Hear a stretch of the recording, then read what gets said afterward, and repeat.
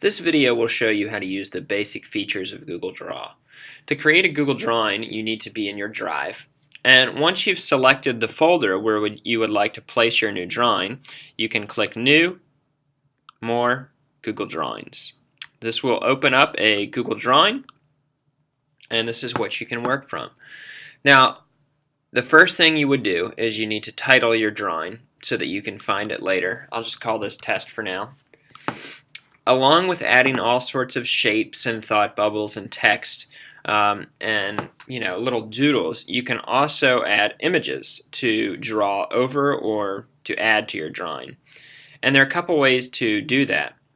If you click on the Insert Image icon, you can either upload from your computer, or if you have found an image online, for example, let's say I want this one, I can click View Image, and I get to a page with just the image itself with an ending that says .jpg or .png. So I can copy this and click By URL and insert from the URL. So if you insert an image, you can resize the image by clicking on it and highlighting and dragging all the different points. So you can do whatever you would like in terms of resizing. Also on your Google Drawing, some other options are lines, which you can make into arrows if you want, or shapes as well. So you can do all sorts of shapes, arrows, callouts. So if you want to highlight certain things, or if you want to make thought bubbles or speech bubbles, or shapes are really good if you're making some sort of flowchart or infographic. And I'll show you some specific things with shapes and drawings right now. So I'm just going to choose a square. And let's say I want to put a little area or square around the G in Google. Okay, now you notice when I make my square, it covers up Google, okay, or covers up the G in Google. So there are a lot of different formatting things you can do with any drawing you make. I'm going to click on my square, and there are a couple things we can do under formatting. So there's this thing called fill color.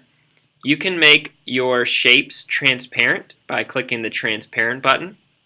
You can fill them in with specific colors. Okay, so you can do all sorts of things like that. I'll just leave it transparent for now. Another option with shapes is the line weight and line color. So if you click line color, again, you can make that transparent if you want, so there's no line. You see when I click off it, there's no line. Or you can choose different colors for your line. So red, green, green. So you can change that. You can also change the line weight. So for example, if I really want to make a big box in my drawing, I can do that. Or if I want to make a tiny one, I can do that.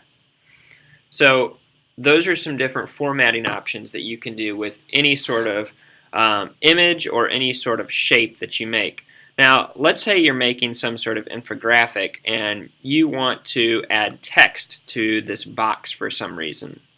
So I'm just going to make this a certain color. I'll just make it a shade of blue for now. And I can add text. So I click text box, put my text box wherever I want, and then start typing.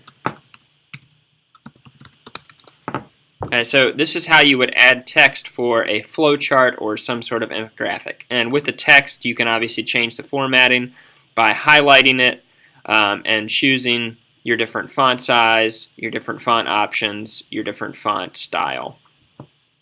So those are some basic things that you need to use Google Draw.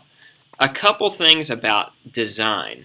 Whenever you use specific colors or specific, if you're using text especially, make sure that your text is easy to read.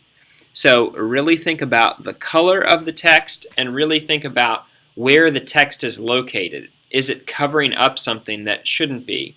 All sorts of ideas like that. So really think about design and what it's going to look like to the viewer.